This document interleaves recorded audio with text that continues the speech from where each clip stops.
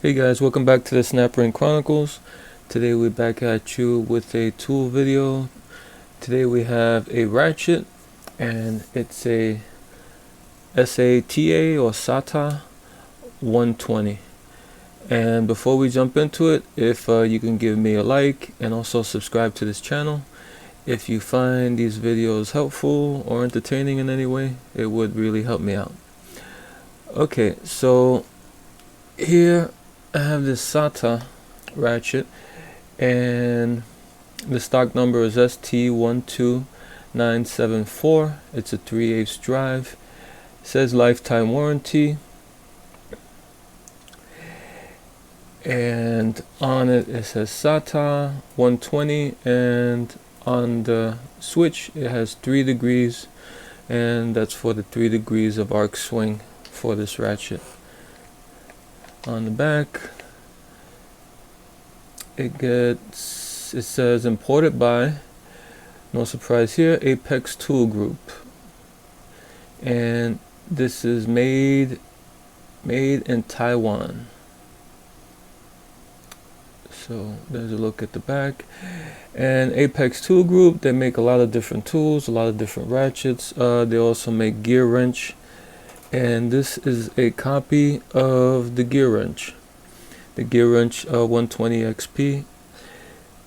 These look identical to the XP. They probably came off the same assembly line as the XP.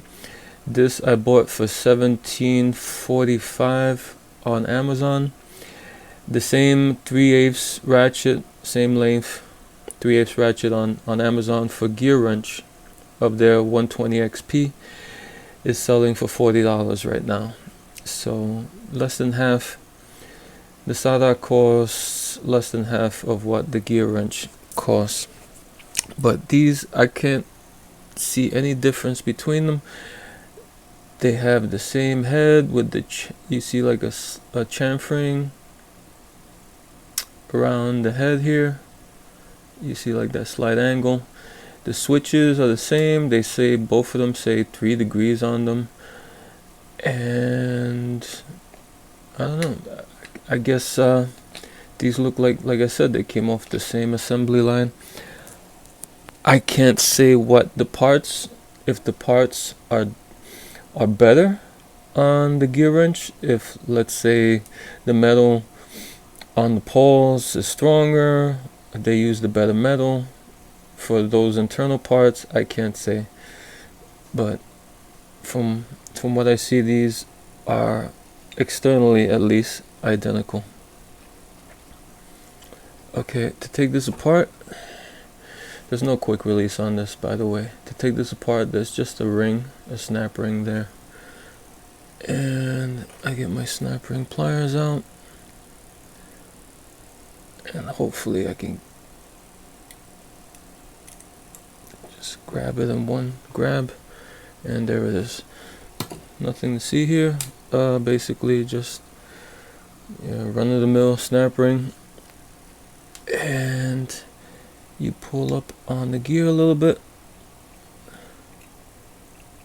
and here you have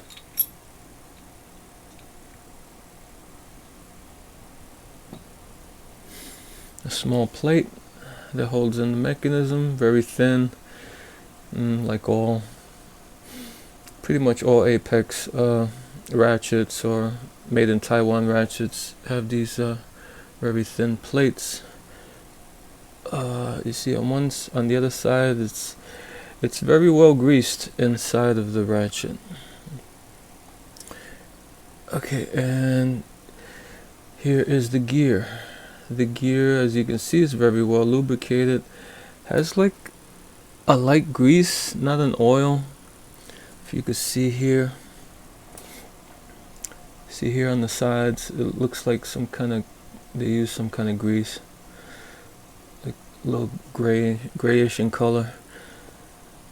Here's the gear, 60 tooth on this gear, and you see on the anvil side of the gear they do have a rubber O-ring to seal the mechanism somewhat. let me zoom in a little bit on this.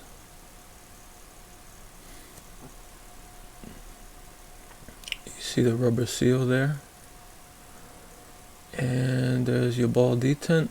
It looks pretty good, looks well centered, and that's the gear.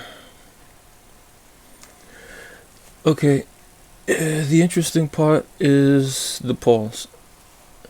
If you look at the pawls, when you take the gear out, the pawls kind of like want to pop out, so they kind of like a little cockeyed there. But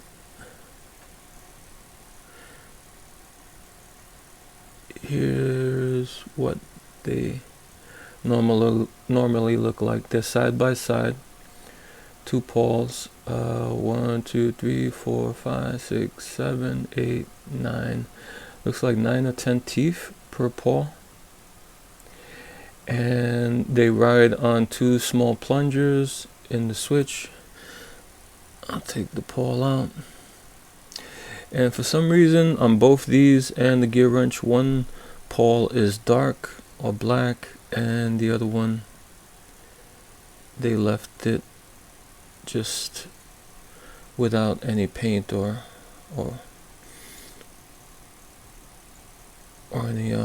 any black on it. So you know the light colored one goes to the back and the darker one goes towards the front. And here we see the switch. It has two plungers in it.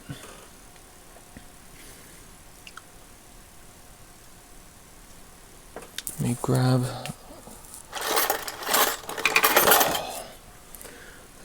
these plungers out. There's one plunger with the spring. It's like a long plunger, and it's kind of hollow, and they have a tiny spring in it. And we have the back plunger, same exact thing, just hollow. And then the switch comes out. Here's the switch. You see the two holes where the plungers sit in, and then you see there's the bottom of the switch, like has like a little round slight cutout, maybe. That's interesting. And on the switch also, you're gonna find a small rubber O-ring. You see it there. So the switch has an O-ring also.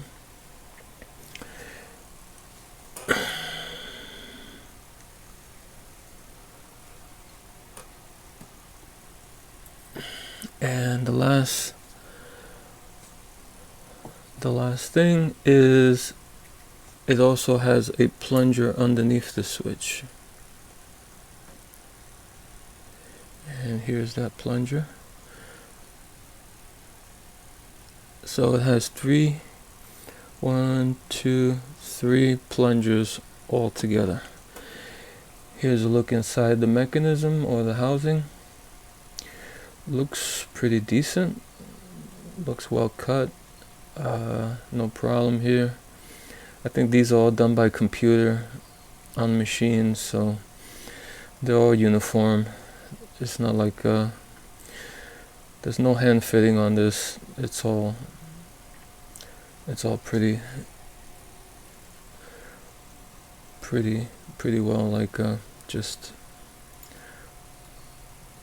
very tight tolerances through the computer and the cutting and the machining of these. And they have a little ledge here.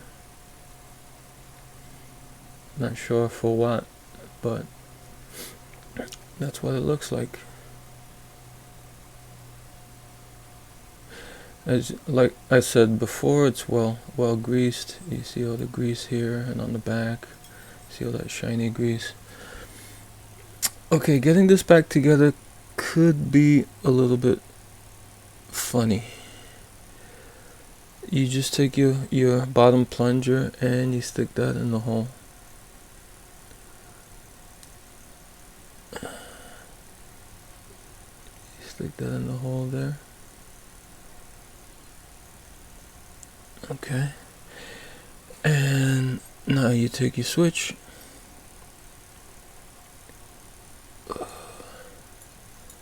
You put that like that. Now you're going to take your two plungers and stick those in the holes for the switch.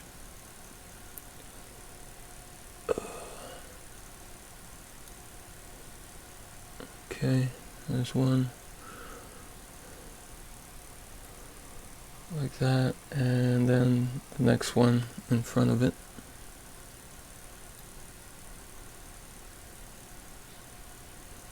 And of course, one is always doesn't want to cooperate.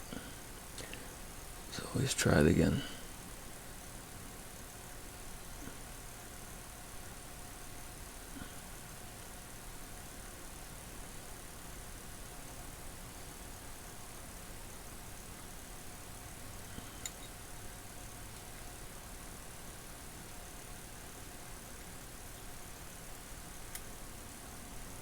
Okay, you get those two like that. Now you get your poles in.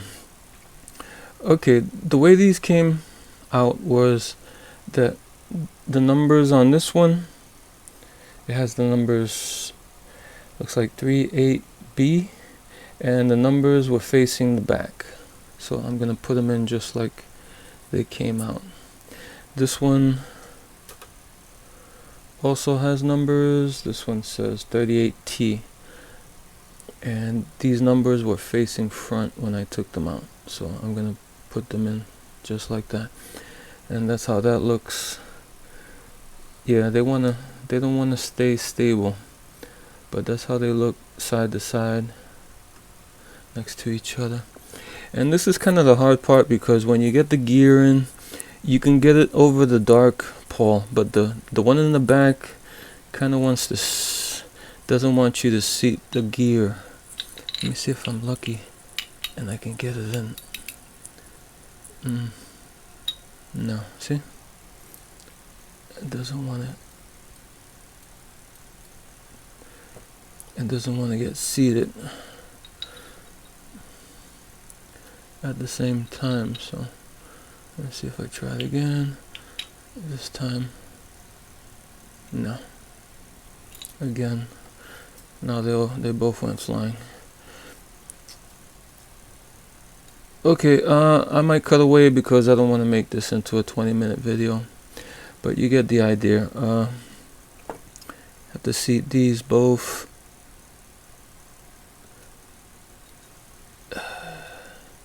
You get those little plungers in between that little cutout at the bottom. And let me try it again. If not, I'm going to cut away and come back when it's done.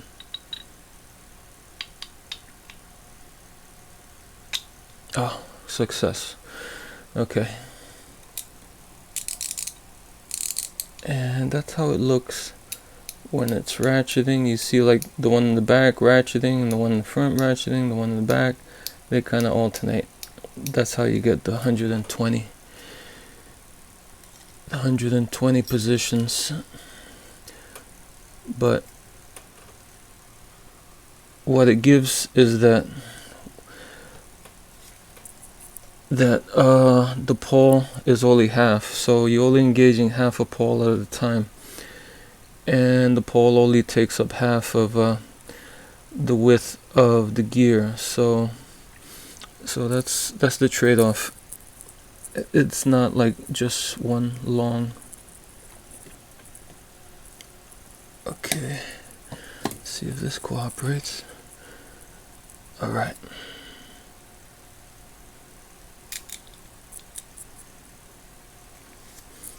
Okay, now you just test it out, see if it's working.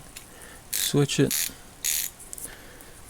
Yep, it's working. So that's the SATA 120 for the 120 position ratchet. It's 3 degrees of arc swing, and I can't see a difference between this and the Gearwrench. From what I've seen the videos online where people have taken the Gearwrench apart, the Gearwrench 120 XP, it looks exactly the same as this one. This one, like I said, they're made by the same company, Apex Group, probably off the same assembly line. And this one costs less than half the price of the Gearwrench. So that's all I got for now. Okay guys, until next time.